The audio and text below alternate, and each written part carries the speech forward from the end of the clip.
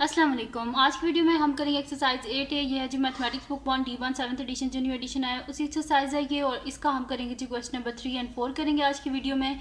इससे जो पिछले क्वेश्चन है क्वेश्चन नंबर 1 और क्वेश्चन नंबर 2 वो पहले करवा चुकी हूँ, उसका लिंक मैं डिस्क्रिप्शन में दे दूँगी, आप वहाँ से देख लीजिएगा।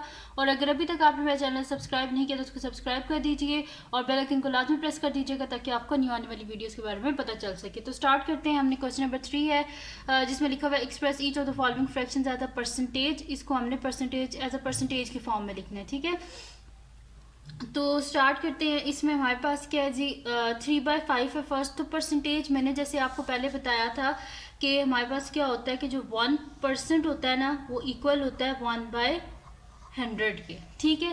तो इसको मैं बॉक्स में कर देती हूँ कि आपने ये जो है ना ये अपने पास नोट कर लेना कि जो 1% होता है ना वो इक्वल किसके होता है हमारे पास 1/100 के, ठीक है। तो अब करना क्या है, हमने यहाँ पे 1/100 को साथ लेके आना है ताकि परसेंट आए। लेकिन 1/100 तो मैथमेटिक्स में कभी भी ऐसे नहीं होता कि आप किसी एक चीज़ से जो है वो आप मल्टीप्लाई कर लें। आपको मल्टीप्लाई और डिवाइड दोनों करना पड़ता है। जैसे कि मैं यहाँ पे आपको बताती हूँ कि अगर हमने यहाँ पे 100 से डिवाइड करना है 1/100 लेके आना है तो हम क्या करेंगे, फ्रैक्शन को 100/100 से मल्टीप्लाई करेंगे क्योंकि कटिंग होकर दोबारा वो 1 ही बन जाता है। तो इस वजह से तो स्टार्ट करती हूँ। यहाँ पर मैं लिख भी लेती हूँ। मेरे पास है जी 3/5, ठीक है। 3/5 है तो इसको हम क्या करेंगे, मल्टीप्लाई कर देंगे 100/100 से। अब 100 को 100 से डिवाइड कर दे तो आंसर क्या आता है, 1 ही आता है आंसर, ठीक है। तो यानी कि ये दोबारा 3/5 ही बन जाता है। अब हमें क्या चाहिए, 1/100 चाहिए। 1/100 किसके इक्वल होता है, 1% के। तो हम क्या करते हैं, इसको 3 × 100 क्या हो जाएगा हमारे पास 300, ठीक है, डिवाइडेड बाय 5। अब इस 100 को तो इधर मल्टीप्लाई कर दिया, इसकी जगह पीछे क्या बचा 1/100। और 1/100 किसके इक्वल होता है 1%। खाली परसेंट लिखते हैं या 1% लिख लें एक ही बात है। तो मैं यहाँ पे लिख देती हूँ 300/5 साथ में परसेंट। अब यहाँ पे देखें 5 1 से 5, 5 6 से 30 और ये 60 आ गया, यानी कि आंसर क्या आ गया हमारे पास 60%, ठीक है। देखें कितने इजी से ये क्वेश्चंस हैं। अब करते हैं इसका नेक्स्ट पार्ट। उसमें क्या है हमारे पास 9/10। इसको भी मल्टीप्लाई कर देते हैं 100/100 से। अब 9 × 100 क्या हो जाएगा 900 divided by 10 multiply by 1/100 and 1/100 equals two percent. तो ये हो जाएगा 0 और 0 की कटिंग होगी 90 और 1/100 किसके इक्वल हो गया परसेंट। तो ये आ गया हमारे पास इसका आंसर, ठीक है जी। तो यहाँ पे इसका बी पार्ट भी हो गया। आप करते हैं इसका नेक्स्ट पार्ट जो कि हमारे पास है जी इसका सी पार्ट। तो सी पार्ट है जी हमारे पास के 6/125। तो मैं यहाँ पे लिख लेती हूँ 6/125, ठीक है। तो सोल्यूशन स्टार्ट करते हैं इसका।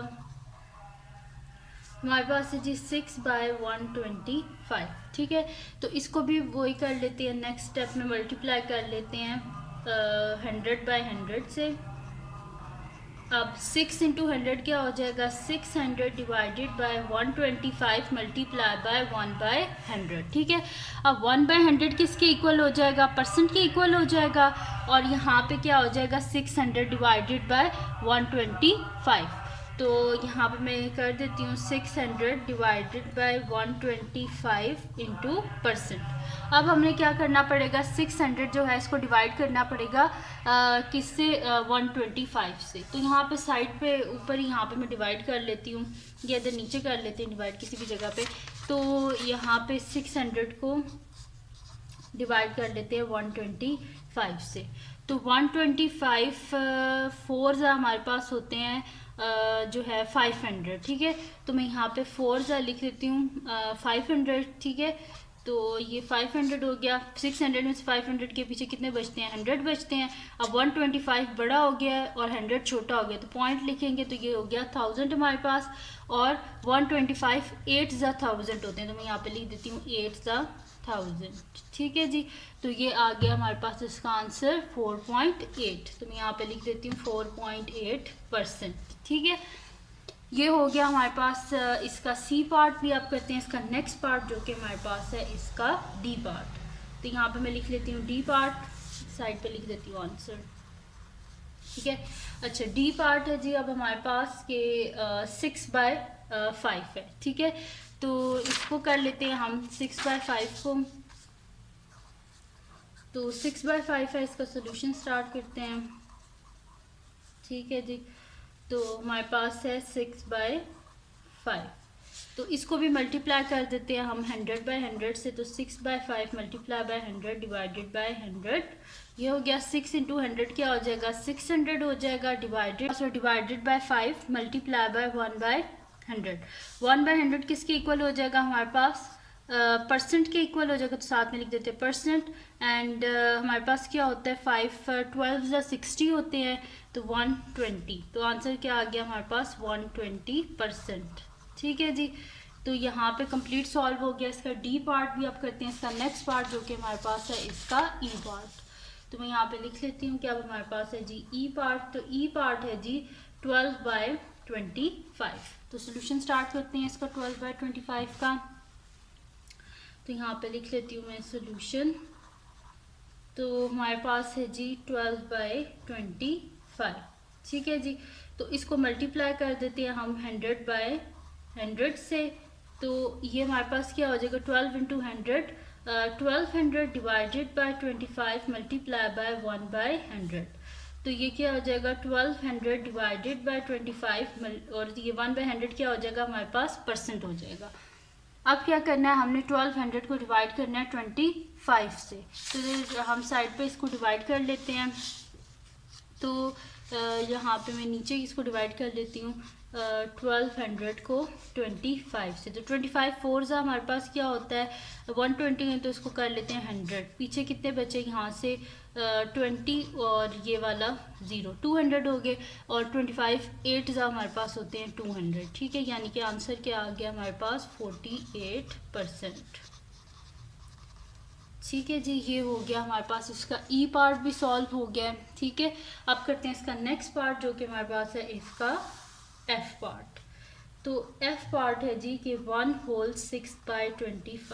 तो सोल्यूशन स्टार्ट करते हैं। हमारे पास है जी 1 होल 6/25। तो 25 1 जा 25, 25 प्लस 6 क्या हो जाएगा 31। तो मैं यहाँ पे लिख देती हूँ 31 डिवाइडेड बाय 25 मल्टीप्लाई बाय 100/100। अब 31 इंटू 100 क्या हो जाएगा 3100 डिवाइडेड बाय 25 मल्टीप्लाई बाय 1/100। ठीक है, ये हो गया। अब 3100 डिवाइडेड बाय 25 और 1/100 क्या हो जाएगा हमारे पास परसेंट हो जाएगा। अब इसको साइड पे नीचे यहाँ पे मैं डिवाइड कर लेती हूँ 3100 को 25 से। तो यहाँ पे 31 है ना, तो 25 1 से 25 कर लेते हैं। तो यहाँ से कितने बचेंगे 6 बचेंगे, 6 और ये 0 आ गया 60 हो गया। तो 25 2 हमारे पास क्या होता है 50, पीछे बचे 10 और हमारे पास ये वाला 0 नीचे आ जाएगा 100। तो 25 4 क्या होता है 100 होता है। ठीक है, तो आंसर क्या आ गया हमारे पास 124। तो मैं यहाँ पे लिख देती हूँ 124% आ गया हमारे पास आंसर। तो ये जो है ना ये सारा रफ वर्क है। ठीक है जी, तो यहाँ पे हमारे पास कंप्लीट सॉल्व हो गया इसका एफ पार्ट भी। तो यहाँ पे जो है ना वो क्वेश्चन नंबर 3 जो है वो पूरा सॉल्व हो गया, कंप्लीट सॉल्व हो गया। अब करते हैं इसका नेक्स्ट क्वेश्चन जो कि है हमारे पास क्वेश्चन नंबर 4। तो क्वेश्चन नंबर 4 है कि express each of the following decimal as a percentage. यहाँ पे लिख भी लेती हूँ क्वेश्चन नंबर 4। क्वेश्चन नंबर 4, ठीक है जी। अच्छा, क्वेश्चन नंबर 4 है हमारे पास कि express each of the following decimals as a percentage. तो मैं यहाँ पे लिख देती हूँ express each of the following decimals as a percentage। ठीक है जी, ये हो गया। अब इसका ए पार्ट है हमारे पास 0.78। अच्छा, करना क्या है हमने कि इसको परसेंटेज की फॉर्म में लिखना है, लेकिन ये डेसिमल के फॉर्म में है। तो इससे आपने अब परेशान नहीं होना कि इसके बीच में डेसिमल आ गया तो इसको हम कैसे सॉल्व करेंगे, कोई मुश्किल नहीं है। तो सोल्यूशन स्टार्ट करते हैं इसका। तो हमारे पास है जी 0.78। तो क्या करेंगे हम, सबसे पहले जो है इसका पॉइंट भी साथ साथ रिमूव करते हैं। पॉइंट हटाएंगे, नीचे आ जाएगा 1, आगे जितने डिजिट्स हैं उतने 0 मल्टीप्लाई बाय 100/100। ठीक है, अब ये 100 और 100 आपस में कैंसिल आउट, तो 78 मल्टीप्लाई बाय 1/100, तो 1/100 किसके इक्वल होता है, परसेंट के, तो 78% आ गया हमारे पास इसका आंसर। देखें कितने ईजी से ये क्वेश्चन है। अब करते हैं इसका नेक्स्ट पार्ट जो कि हमारे पास है जी बी पार्ट है 0.25। ठीक है, तो सोल्यूशन स्टार्ट करते हैं इसका। हमारे पास है जी 0.25, तो 0.25 है, पॉइंट हटाएं, नीचे 1, आगे 2 डिजिट्स हैं तो 2 ज़ीरोज़ मल्टीप्लाई बाय 100/100, क्योंकि परसेंट लाना है इस वजह से 100/100 से मल्टीप्लाई और डिवाइड। ठीक है, ये 100 और 100 आपस में कट गए, तो ये 25 मल्टीप्लाई बाय 1/100, तो 1/100 किसके इक्वल होता है, परसेंट के, तो 25%। ठीक है, ये आ गया हमारे पास इसका आंसर।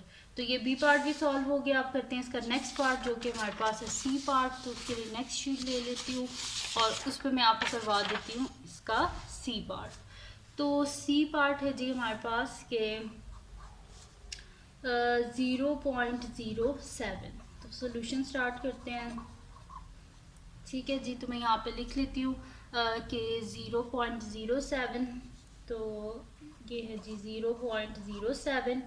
अब 0.07 है, पॉइंट हटाएंगे नीचे 1, आगे हमारे पास क्या है, 2 डिजिट्स हैं, तो क्या आ जाएगा, 2 ज़ीरोज़ आ जाएंगे, तो 1 और साथ में 2 ज़ीरोज़ मल्टीप्लाई बाय 100/100। ठीक है, ये हो गया।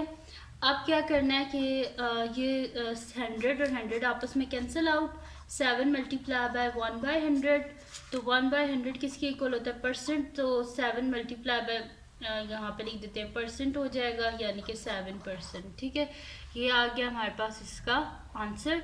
ठीक है, मल्टीप्लाई बाय 1% हो जाएगा ना, 1/100 इक्वल टू 1%, तो मल्टीप्लाई करें तो 7% आ गया हमारे पास इसका आंसर। अब चलते हैं जी इसके नेक्स्ट पार्ट की तरफ जो कि हमारे पास है जी इसका मैंने आपको भी सी पार्ट करवाया, अब है जी इसका डी पार्ट। ये सी है और आप करते हैं डी पार्ट। तो डी पार्ट है जी हमारे पास 0.095। तो सोल्यूशन स्टार्ट करते हैं। हमारे पास है जी 0.095, तो इसको लिख लेती हूँ यहाँ पे 0.095, पॉइंट हटाएं, नीचे 1, आगे 3 डिजिट्स हैं, तो 3 ज़ीरोज़ मल्टीप्लाई बाय 100/100। ये ज़ीरोज़ और ज़ीरोज़ आपस में कैंसिल आउट हो गए, तो हमारे पास क्या आ जाएगा, 95 डिवाइडेड बाय 10 मल्टीप्लाई बाय 1/100। अब 1/100 किसके इक्वल होते हैं, परसेंट के, यानी कि 95/10, परसेंट डिवाइडेड बाय 10 है, यानी कि यहाँ पे पॉइंट आ जाएगा 9.5%। ठीक है, तो यहाँ पे हमारे पास कंप्लीट सॉल्व हो गया इसका डी पार्ट भी। अब चलते हैं इसकी नेक्स्ट पार्ट की तरफ जो कि हमारे पास है जी इसका नेक्स्ट पार्ट ई पार्ट है। तो यहाँ पे लिख लेती हूँ मैं ई पार्ट। तो ई पार्ट है जी हमारे पास के 1.35। ठीक है, तो सोल्यूशन स्टार्ट करते हैं इसका। तो अब इसको भी लिख लेंगे इसी तरह जिस तरह पिछले क्वेश्चंस किए हैं, इसको भी वैसे ही करेंगे। मैं यहाँ पे लिख लेती हूँ, ये मेरे पास है 1.35, तो 1.35 है, पॉइंट हटाएंगे, नीचे 1, आगे 2 डिजिट्स हैं, 2 ज़ीरोज़ मल्टीप्लाई बाय 100/100। ये हो गया। अब ये 100 और 100 आपस में कैंसिल आउट, 135 मल्टीप्लाई बाय 1/100, यानी कि 135 और 1/100 किसके इक्वल आ जाएगा, परसेंट, और ये आ गया हमारे पास इसका आंसर। ठीक है जी, तो यहाँ पे इसका ई पार्ट भी सॉल्व हो गया। अब करते हैं इसका नेक्स्ट पार्ट जो कि हमारे पास है इसका एफ पार्ट। तो यहाँ पे मैं लिख लेती हूँ एफ पार्ट। अब तो एफ पार्ट है जी 2.6। तो इसका सोल्यूशन स्टार्ट करते हैं।